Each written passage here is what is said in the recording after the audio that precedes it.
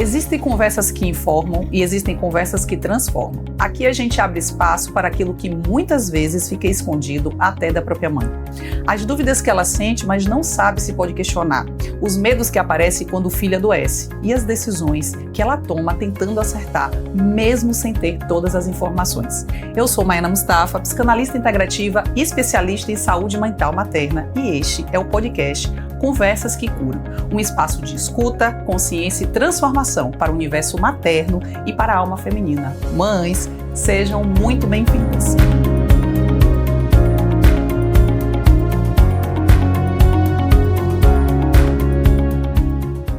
Quando um filho adoece, algo muito profundo acontece dentro de uma mãe. O corpo da criança responde, mas o emocional da mãe dispara. E é nesse momento que muitas decisões são tomadas de forma rápida, movida pelo medo e, certamente, pela vontade de proteger. Existe uma crença muito forte de que cuidar é medicar. Tem febre? Dá remédio. Tem secreção? Dá remédio. Tosse? Dá remédio. Mas será que é sempre assim? Ou será que, sem perceber, a gente acaba entrando num ciclo silencioso de um excesso de medicação na infância? E mais do que isso, será que alguém já explicou para essa mãe o que realmente acontece no corpo dessa criança quando ela fica sendo medicada repetidamente? Ou o que poderia ser feito antes desse adoecimento? E foi exatamente por isso que eu escolhi trazer esse tema hoje, porque assim como na saúde mental materna, na saúde infantil também existem informações incompletas ou até distorcidas. E quando a mãe não tem acesso à informação, ela vai decidir pelo medo. E para essa conversa, eu trouxe uma convidada muito especial. Ela é pediatra, mas com um olhar que vai além do sintoma. Um olhar integrativo, que considera o corpo da criança como um todo. Alimentação, sono, imunidade, saúde intestinal e estilo de vida. Ou seja, ela não olha apenas para a doença, ela olha para a construção da saúde.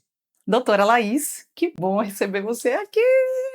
Ai, te amo, tô arrepiada, ela é maravilhosa, gente. Gente, emocionada, porque além de doutora, né, Laís é médica da família, então eu disse pra ela que antes de começar, que eu fiquei nervosa, né, que eu já tive diarreia. Ai, para, que ela é maravilhosa, não precisa de nada disso. Ai, gente, eu acho que é a emoção de fazer, né, um episódio que vai ser tão contributivo para as mães e com alguém que eu confio assim de olho fechado, né, para a construção, né, do que a gente entrega hoje, né, para as famílias. E é isso, é a emoção, né, dessa contribuição. Mas vamos lá, hoje eu quero começar, a gente começa aqui com uma pergunta muito importante, tá? Quando a gente fala de medicamentos aqui na infância, o que a maioria das mães acredita, lá, que está fazendo certo, mas pode não estar? Mai, eu acho que hoje a gente vive numa era muito imediatista. Então, assim, é natural e até saudável que a mãe queira proteger seu filho o tempo inteiro. Então, a função da mãe, da grande maioria pelo menos, é querer cuidar do seu filho, é querer preservar o seu filho, é querer resolver o problema do seu filho. Então, o imediatismo da sociedade atual faz com que essa mãe medique o tempo inteiro, precisando ou não precisando. Então, a gente vive nessa era de medicação de forma exacerbada, né? Então, é uma automedicação, é uma medicação para essa criança, uma medicação para a família inteira, porque é como se ninguém pudesse mais sentir nada. E aí, muitas mães nunca ouviram, né, algo específico que eu quero que você traga. Existem sintomas comuns, como febre, como tosse e secreção. O que essa mãe, antes de começar a fazer essa medicação com frequência, ela precisava ter essa informação para que ela não fosse para este lugar, por exemplo, de um excesso de medicação? Eu acho que o mais importante hoje em dia é as mães entenderem que não tem necessidade de tratar todos os sintomas da criança.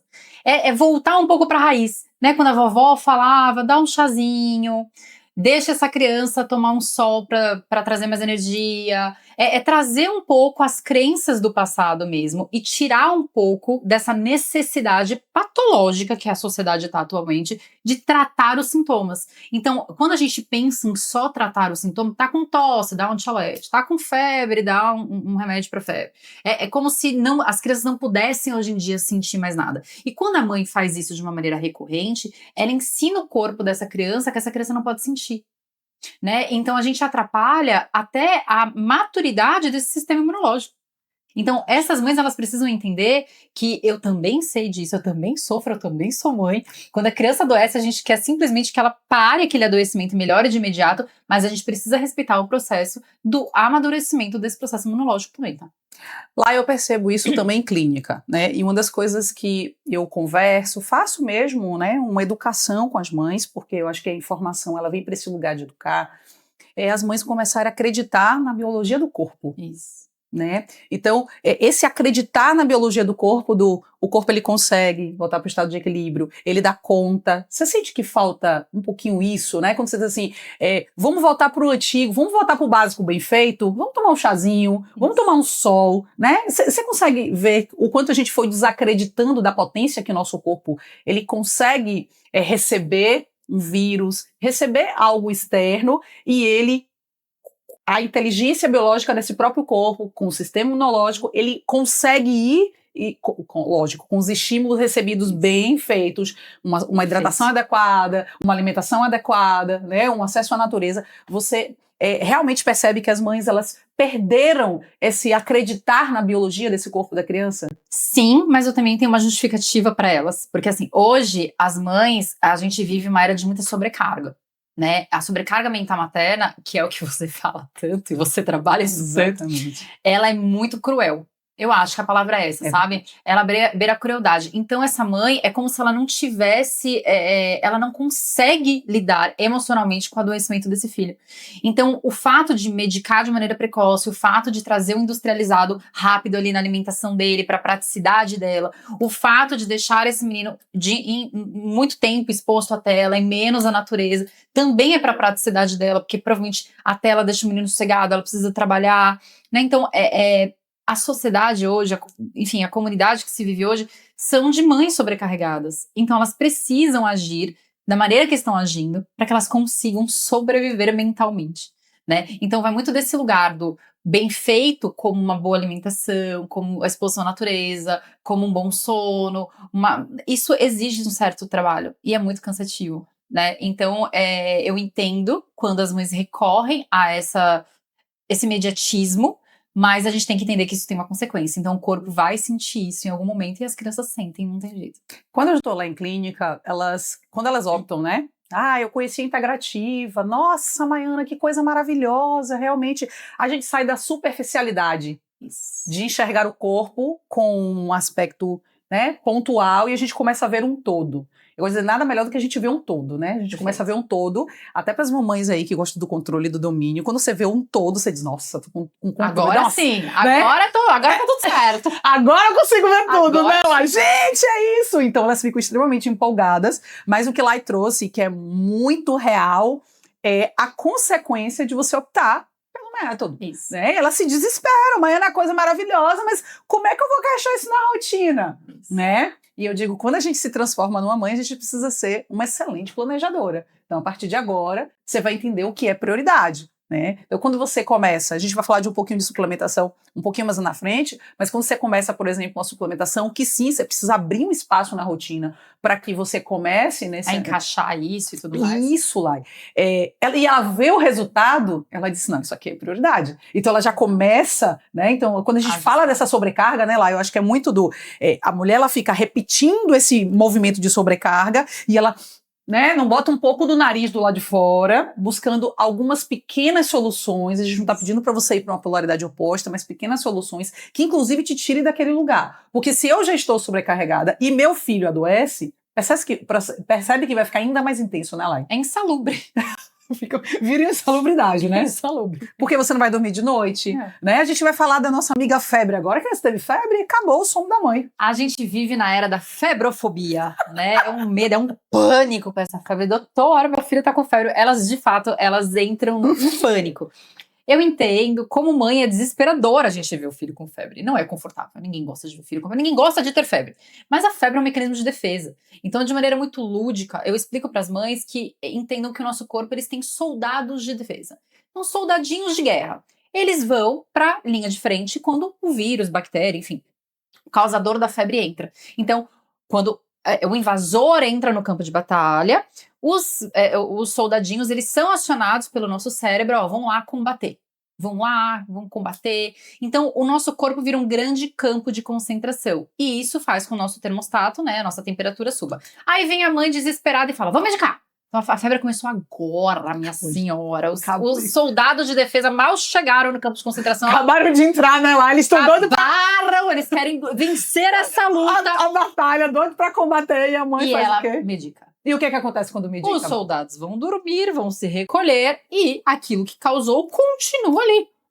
Então, assim, quanto mais a gente medica essa febre, mais tempo vai durar essa doença. Obviamente que existem os casos de exceção, criança com convulsão febril é outra questão, uma criança com uma paralisia neurológica, né? Enfim, existem exceções que de fato não são questionáveis, que aí entra num outro departamento.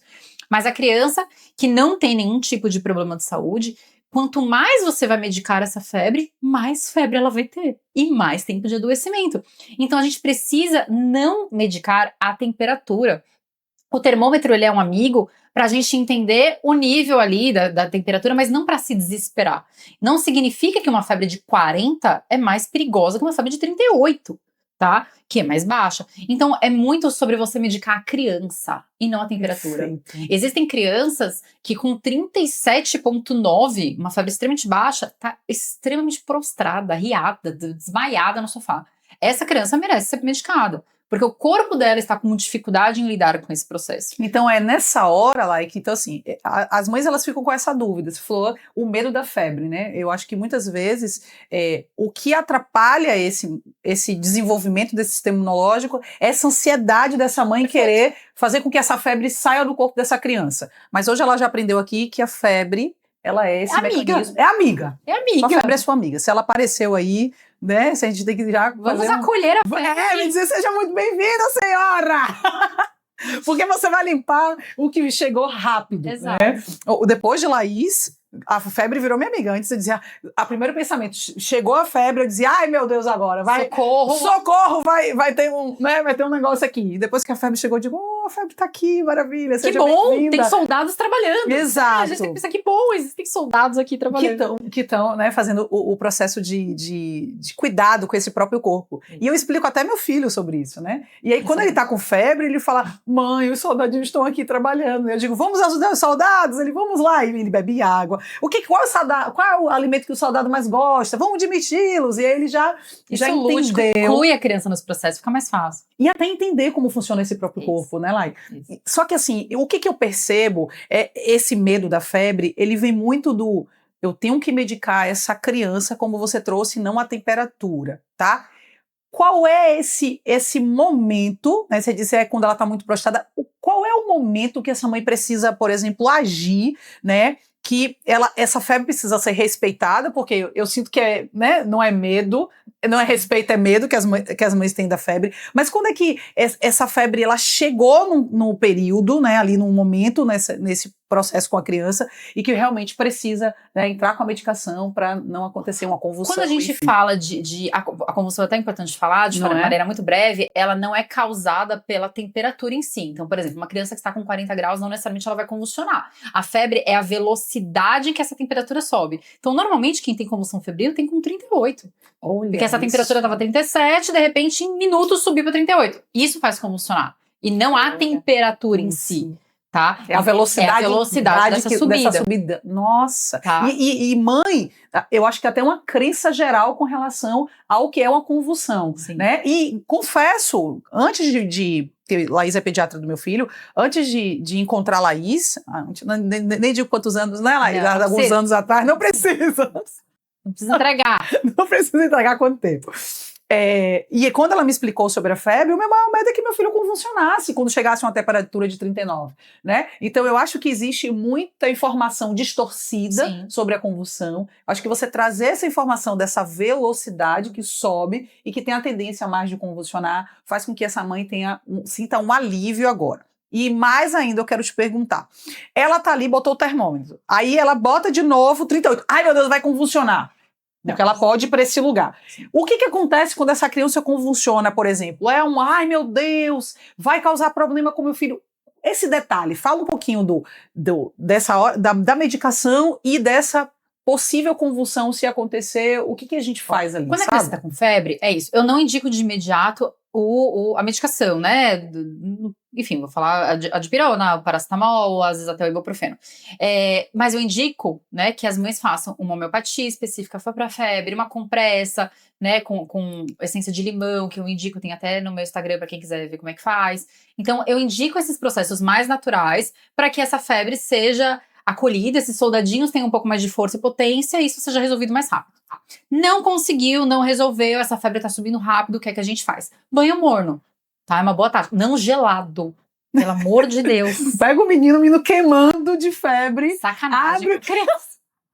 abre o chuveiro, Gente, né, lá era e... crueldade um negócio desse. Gente, Água eles estão com morna. muito frio, porque Exato, o acontece... corpo tá quente. Então, assim, e faz com que, inclusive, é isso, nosso corpo, a febre, querendo ou não, ela é um termostato. Então, se você jogar água gelada, a temperatura tende a subir mais ainda depois para recuperar essa queda de temperatura. Então, é uma água morna para deixar a criança mais confortável, para deixar um acolhimento. Então, não é para deixar sem roupa, as pessoas têm muito essa crença. Tá com febre? Deixa nu! Deixa nu, Gente, também não precisa botar uma manta de esqui. Mas deixa ele aconchegadinho, com lençolzinho, uma coisinha mais confortável. Então, desmistificar essa ideia de que tem que ser banho gelado, álcool, pelo amor de Deus, gente. Não vai botar fogo no menino. O pessoal faz umas compressas de álcool. De álcool.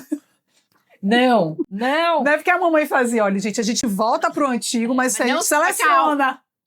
A gente seleciona, né? A gente volta pro antigo, mas calma. Exatamente. A gente peneira a informação. A gente peneira, então vamos buscar aqui realmente um médico que tenha o conhecimento de fato. Então, vocês observaram que a Laís fala o seguinte, você não medica a febre, mas você não deixa o menino sem fazer nada, né, gente? Tá com febre, Laís disse que não era para medicar, larga o menino. Não é assim.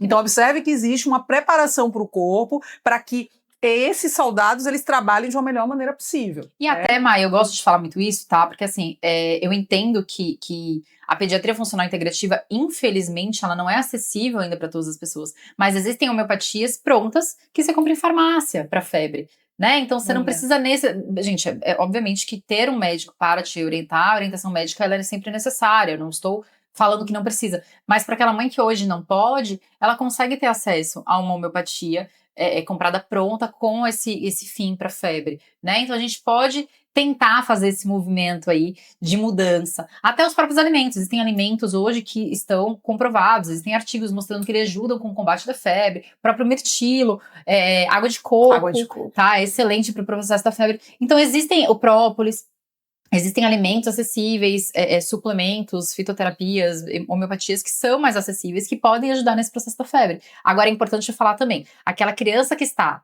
anos sendo tratada com remédio, com alopatia, com dipirona, paracetamol, ibuprofeno, a primeira febre que você resolve não dar é bem difícil, porque o corpo não sabe lidar com aquilo. Ele sempre foi acostumado, igual um adulto que adoece, que toda hora se medica. Agora eu vou entrar vou viver uma medicina integrativa, vou parar de medicar. Vai dar certo, só que é um processo muito mais lento do que aquela criança que nunca foi submetida a isso.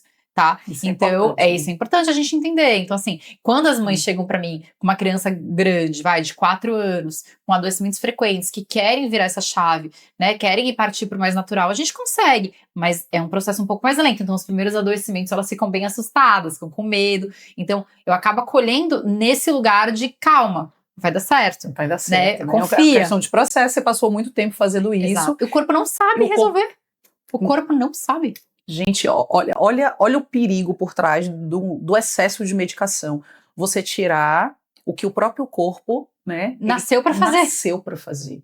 Isso é perigoso. O corpo tem ali o estímulo, com o estímulo necessário, ele sabe fazer, e a gente interrompe o que o corpo sabe fazer e condiciona isso. Exato. Você gera no sistema imunológico uma imaturidade que já existe, mas uma incapacidade biológica dele resolver o processo. Incapacidade biológica, exatamente. A gente vai para um lugar de tornar aquele corpo incapaz. Incapaz. Perfeito. Então, ela já entendeu aqui que essa temperatura ela sobe de maneira abrupta, pode gerar um processo de convulsão, E se essa temperatura não sobe de maneira abrupta, qual é a hora de fazer essa medicação aí? Sempre avaliando a criança num termômetro. Se a criança está prostrada, a gente vai medicar. Lembrando que o processo da febre normalmente não é regra, porque existem muitos tipos de doenças, mas normalmente até 72 horas é esperado na maioria das infecções, né, seja respiratória, seja gastrointestinal. Na maioria das doenças, a gente espera um processo de 72 horas. Depois disso, é interessante que você entre em contato com o pediatra que acompanha vocês. Caso não tenham, procurar um serviço de pronto atendimento. Mas tentem evitar, gente, até por exposição desnecessária para a criança, levar a emergência com 6 horas de febre. Começou a febre agora, eu já vou levar para emergência. Não tem nem o que o pediatra fazer. Tá? O corpo, entendo que normalmente, na maioria das doenças, né, e eu falo assim porque na medicina é muito cíclico, né, a medicina muda o tempo todo, mas os vírus mudam o tempo todo, as bactérias, normalmente as doenças evoluem com, primeiro inicia a febre, para depois abrir os sintomas. Então primeiro a gente tem a febre, para depois vir a tosse, os rachos cutâneos, enfim, o que vai abrir ali de processo inflamatório. Então, a gente tem essa febre, a gente tem que esperar o corpo contar o que está acontecendo. É uma frase que eu falo muito, o corpo fala, a gente tem que saber ouvir. Opa, tá com febre, vamos observar, e muito importante, Maia, eu acho que assim, parece tão óbvio, mas o óbvio hoje precisa ser dito. Criança com febre não vai à escola. Criança com febre não vai à festinha. Criança com febre não vai ao parquinho, né? Então, não só, né, se existe uma expressão aqui na Bahia, que eu não sou daqui, mas eu acho ela maravilhosa, que é farinha pouca, meu pirão primeiro. Exato. Que então as pessoas se tornaram egoístas muito nesse lugar de não posso fazer nada, ele tem que ir para a escola. Eu entendo que existem muitas mães que não têm essa rede de apoio, eu vou ser mestre em falar sobre isso, mas a criança doente não é só pelo fato de contaminar os outros, que já é muita coisa, sim, mas o sistema imunológico dela está trabalhando. Então, nessa ideia dos soldados de defesa estarem trabalhando, ele está susceptível a pegar qualquer outra coisa. Quando você fala desse processo de levar a criança com 4 horas ali, que teve uma febre para o hospital, é importante a gente também deixar claro aqui que a criança, quando ela vai para o hospital, ela está aberta, vulnerável. E eu vou polemizar um pouquinho, e eu acho que muitas vezes essa ansiedade da espera, o que vai acontecer pós-febre? Porque você falou, gente, o pediatra ele não tem como trabalhar quando a febre acabou de começar. Porque nem com exame de sangue, tá? Que as pessoas têm esse achismo também, não tem como. O corpo não teve tempo nem de modificar o exame de sangue. Vocês percebem, né? E aí a gente vai para um lugar de ansiedade, e o que acontece geralmente quando a mãe, ela tá aí, ela vai confirmar o que eu tô falando. O pediatra que vai te atender lá, ele já está acostumado a receber as mães neste lugar de ansiedade, que quero resolver. E aí ele vai prescrever o quê, senhoras? O antibiótico pra você! Claro que sim! Por quê? Porque vai que... Cara, eu quero morrer com esse vai que. Percebe? Então vai que, né?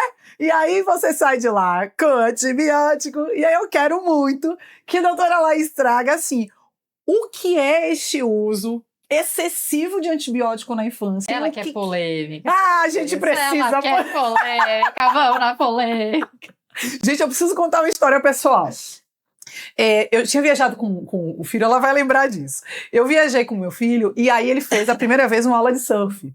Ele achou o máximo, ele pegou altas ondas, né? E aí ele, 2 dias depois, começou, né, uma dorzinha no ouvido. Esperei pra ver ele, mãe, tá doendo. Aí no outro dia eu falei, ó lá, tá doendo. Não. Aí ele, não, mas tá doendo. Aí quando ele diz, realmente tá doendo, ela, mãe, leva pra um otorrino, vamos lá observar. E eu terminei levando no Mater Dei, porque... No Mater Dei, ó, no hospital. No hospital. Eu levei pro hospital, né? Eu levei pro hospital. Porque ele começou a ficar também prostrado. Falei, olha, vou levar para o hospital, porque eu acho que pode ter um quadro aqui. Aí ela falou, ó, mas realmente leva. Lá vai eu para emergência.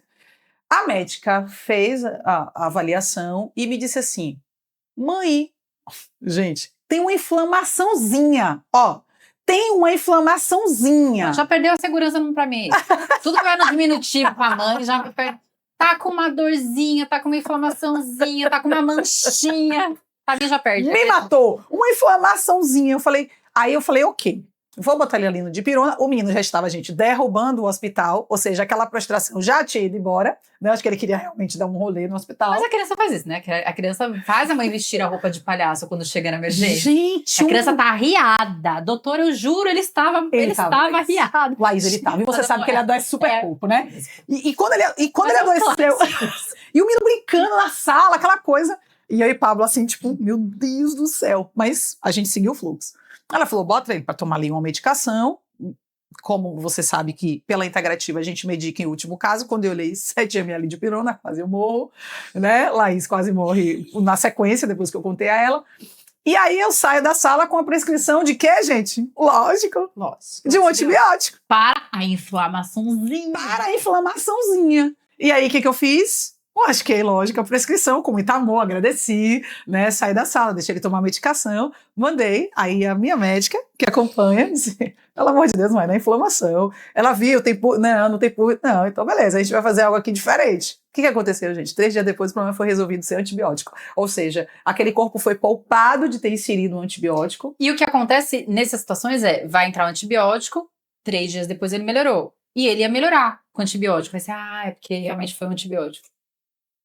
Entende a jogada? Então as mães acabam acreditando. E, gente, não é que não precisa de antibiótico. Antibiótico, ele salva vidas. Ele é super importante. É uma das medicações mais necessárias que existe. Mas quando tem indicação. Então, antibiótico, outra coisa que é muito polêmico, né? As mães vão pra emergência e falam, doutora, disse que ele tá com uma virose, aí passou antibiótico. Eu falo, mas o antibiótico é pra matar bactéria. Se ele tá com uma virose, ele tá com vírus. Então, eu não consigo entender. Né? Então, assim, eu entendo todos os lados. Né? Eu trabalhei muitos anos em emergência pediátrica, muitos anos, tá? Eu deixei de trabalhar exatamente por eu nunca ter sido essa pediatra que prestava antibiótico sem precisar. E tem mães que amam, tem mães que criticavam a minha conduta, mas eu quero um antibiótico. Eu falo, minha senhora, mas não precisa. Mas eu quero antibiótico. Você sente que é uma crença? Tipo assim, botou um antibiótico, parece que vai limpar o corpo todo, vai resolver o problema. Se você prescreve uma bezetacil, elas fazem uma faixa de que te amo. Nossa, amam, eu vivi isso, e eu trabalhei no SUS, trabalhei no particular, trabalhei em todos esses cenários. E sempre esse movimento de amor ao antibiótico, 80%, né? Exame, raio-x, menino adora um raio-x, tá? E gente, eu entendo, eu juro que eu entendo, e eu entendi muito mais depois da maternidade, que a gente fica insegura, poxa, mas não vai fazer nenhum exame, poxa, mas não vai passar nada. A clínica é soberana. Então, eu também entendo aquela mãe que se sente mais segura com o exame quando o médico não examina seu filho. Então, se o médico faz o olho, tô olhando aqui, ele tá bom? Cara, ele nem tocou no meu filho. Sim. Eu confio mais nos exames. Eu te entendo, eu entendo essa mulher, né? Eu entendo essa mãe. Mas se o médico fez o exame físico, viu o ouvido, examinou o pulmão, conseguiu fazer um exame clínico dele decente, a clínica é soberana. Né? Então a gente não trata exame, a gente trata a criança, a gente trata o exame físico. Então é muito complexo, porque de fato hoje a gente vive também nessa era de que os médicos não são confiáveis e tem de tudo, assim como diversos profissionais também não são confiáveis. Eu já entrar nesse campo da polêmica, no sentido de muitas mães dizem assim, se não fosse eu que tivesse lá pedido uma solicitação de exame, meu filho morreria porque a escuta, por exemplo, do médico não foi confiável. E a gente pode aqui, né, Lai, trazer um conforto para essas mães e deixar aqui uma informação seguinte: a clínica ela é soberana, o corpo do seu filho vai te contando os passos. Vou até olhar para você, mãe. Tenha um médico de sua confiança. Isso vai te trazer paz na maternidade. Qualquer coisa hoje que meu filho tem, eu mando e sei o que vem de lá. E olhe que a gente, né? Tem aqui serviço de ambulância que vai na minha casa, vou aqui, mas o médico da minha confiança, a palavra dele para mim é soberana. Ou você confia, ou você não confia. E isso te traz paz. Você vai para emergência, você pode estar suscetível sim ao médico que já virou não sei quanto tempo de plantão, não podemos julgar, e a escuta não foi ali adequada. E aí, passou de 72 horas, a febre continua, e esse médico, por exemplo, não prescreveu aqui uma medicação, você tem o seu médico de confiança. Você pode perguntar, eu tô achando estranho aqui, 72 E horas, assim, e essa febre continuou aqui, o que eu faço? Exato. Percebe? E assim, não dá pra gente também só culpar o médico da emergência por vários fatores. Assim, existe também, se você levou muito precoce a criança, naquele momento que ele escutou, ela não tinha nada. Naquele momento que examinou, ele não tinha nada. E depois evoluiu e pode precisar de antibiótico? Pode. Já tive um caso de uma paciente que nem voltou mais pra mim por conta disso, inclusive me critica hoje em grupos de mães, enfim, e tá tudo certo, né? Nem Jesus, quanto mais eu.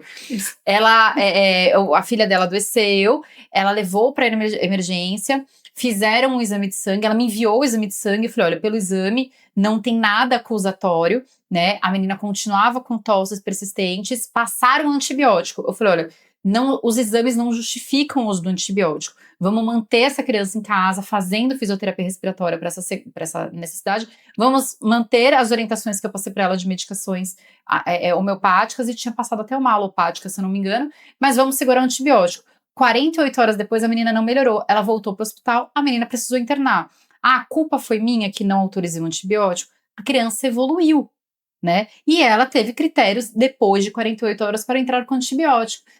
E outra, os exames iniciais não detectavam a necessidade do antibiótico. Então, o antibiótico que tinham prescrito naquela ocasião também não ia resolver, porque ela estava com o que a gente chama de bactéria atípica. Sim. Então, também, se ela tivesse feito o uso daquele antibiótico anterior, também não iria resolver. Mas, enfim. É esse imediatismo do acompanhamento que o corpo ele vai entregando, e a gente precisa estar em estado de alerta e de conexão com essa criança, para que a gente saiba ó, começou aqui um sintoma, vou ficar de olho no sintoma, vou ficar de olho no meu filho e observando, não deu nada. Ai, que alívio! Não, gente, continua acompanhando e observando, porque esse pode evoluir. sintoma... A criança está com a imunidade baixa, qualquer coisa pode encostar ali e entrar. Né? E é bom que as mães tenham essa clareza antes de ir para um processo de acusação, né? Para que. Porque é fácil. E assim, gente, eu entendo a mãe, quando ela tá com dor e ela viu aqui, a gente tá falando o tempo todo dessa proteção, quando ela viu aqui, ela se sentiu ameaçada, né? Ela viu o risco de vida aqui, ela precisa achar o culpado. É lógico. Não é? E tá tudo bem, né? Só que, né? Tudo bem, porque ela aliviou esse desconforto, mas aqui o recado para as mães. Mas a gente não resolve o que precisa resolver. A gente não aprende a lidar efetivamente com esse filho quando ele adoece, né? Eu coloquei Laís ali no lugar de ruim, mas eu não aprendi sobre essa doença, né? Que eu acho que é o mais importante da maternidade, é aprender com a maternidade, né? Laís, com essa mentalidade muito bem trabalhada, diz, ok, esse é o lugar que ela quer me colocar, e a gente não pode, inclusive, né, lá entrar no lugar de, ela me colocou nesse lugar, mas por quê? É o lugar que ela quer colocar a gente e tá tudo certo. Existe ali uma vulnerabilidade emocional. A dor dela de ter visto a filha internada mexeu com algo muito potente para ela, e eu, como mãe, entendo. Então tá tudo bem, eu fico tranquila, não seria tranquila, não seria a palavra. Não fico desconfortável, porque eu entendo que ela precisa culpar alguém, né? Eu acho que toda mãe que tem um filho doente e acaba passando por uma situação de internamento, a gente tende a querer culpar alguém. Às vezes nem sempre tem culpa, mas enfim, tá tudo certo. Perfeito. Então, essa onda da colocação do antibiótico para qualquer tipo de sintoma que acontece na ida de um hospital, você acredita que a criança tomando isso repetidas vezes no corpo, isso viabiliza uma baixa de imunidade, como a gente falou desse condicionamento? Sim. Quais são os prejuízos que o corpo dessa criança tem tomando uma recorrência grande desse antibiótico? A função do antibiótico é eliminar bactérias. Só que o corpo ele não consegue, o antibiótico não tem esse poder de combater bactérias ruins ou boas. Ele mata bactérias. Ele não sai selecionando, a senhora vai morrer, a senhora não vai morrer, ele simplesmente vai matando as bactérias, né? Então, quanto mais bactérias eu elimino, mais suscetível eu fico para infecções, porque bactérias boas são necessárias para minha imunidade.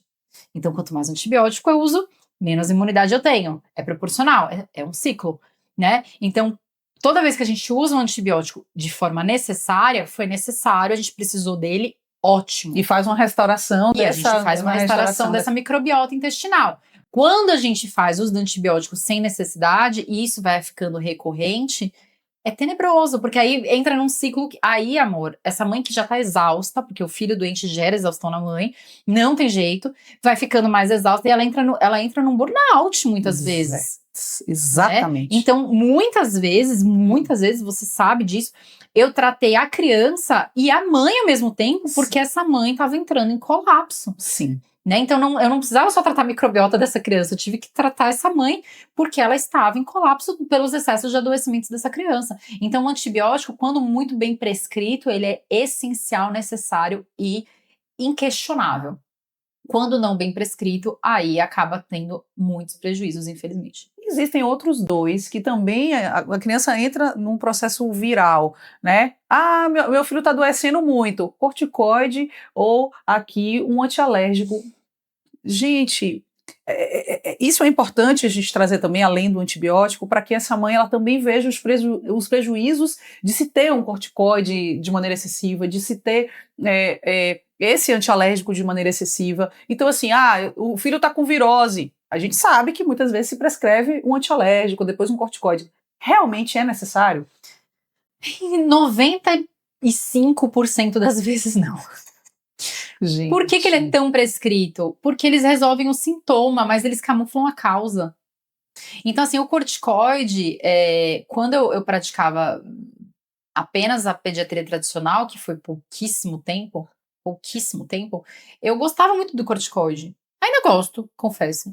Ele é uma medicação muito boa, só que ele causa muitos efeitos colaterais a longo prazo, e até curto prazo também. Então, assim, é uma medicação que ela camufla muito. Então a mãe fica aliviada, porque é isso, aquilo, o início do podcast volta para aqui, é a era do imediatismo, eu preciso que resolva logo, eu preciso que ele pare de tossir, que ele tem que voltar pra escola, eu tenho que voltar a trabalhar, eu tenho mil coisas pra fazer, então dá o antialérgico, dá o corticoide, ele para de tossir, mas o problema não foi resolvido, você tá camuflando os sintomas, a causa continua ali. Existe essa diferença, né, entre tratar o sintoma e fazer uma construção real da saúde. Como é que você enxerga isso hoje? Para que as mães elas olhem para isso com o lugar que precisa olhar, né? Deu corticoide e resolvi o sintoma, mas a causa está ali. Qual é o prejuízo aqui de eu tratar o sintoma, camuflar aqui o que eu preciso olhar, né, a causa, e o quanto esse camuflar essa causa não me deixa fazer uma construção real da saúde, Lai? Ela nunca vai ser reparada. Nunca vai ser. E é um corpo que nunca repara aquela causa. Aí vai adoecendo mais e outras coisas, e vai abrindo uma portela, e é um mundo, já foi, né? E geralmente lá é a construção dessa saúde aqui, porque se eu só olho para o sintoma, eu não olho para a causa. Se esse corpo está com grande adoecimento, existe uma deficiência, esse corpo não está funcionando bem. Não está funcionando bem. Né? Quais são as maiores deficiências aqui que você enxerga lá de um corpo da criança que recebe, a quantidade de crianças que você recebe, né? Essa agenda super lotada, viu, gente? Amém, né? Ao longo aqui, né, da tua jornada, quais são essas maiores deficiências que as crianças têm e que as mães não sabem que têm e fica esse loop de adoecimento e ela quer tratar o sintoma que veio, a tosse, a secreção, mas na verdade tem uma causa de uma deficiência nesse corpo, Lai? Acho que um carro-chefe hoje são as deficiências nutricionais, né? A gente vive na era de industrializados, de forma excessiva, de crianças com cada vez mais seletividade alimentar. Então, a deficiência nutricional hoje, para mim, eu acho que é uma das campeãs. A deficiência emocional, né? A casa com desequilíbrio emocional, a criança vai adoecer, a criança é uma esponja. Enquanto as pessoas não aceitarem isso, vai continuar tendo adoecimentos de repetição também, né? Porque o nosso emocional interfere no nosso corpo físico, isso é muito bem claro. E as deficiências de sono também, Maia, acabam atrapalhando bastante o corpo dessa criança. Eu chamo tem né, o TIP, né? A gente precisa de um bom travesseiro, um bom intestino e um bom prato.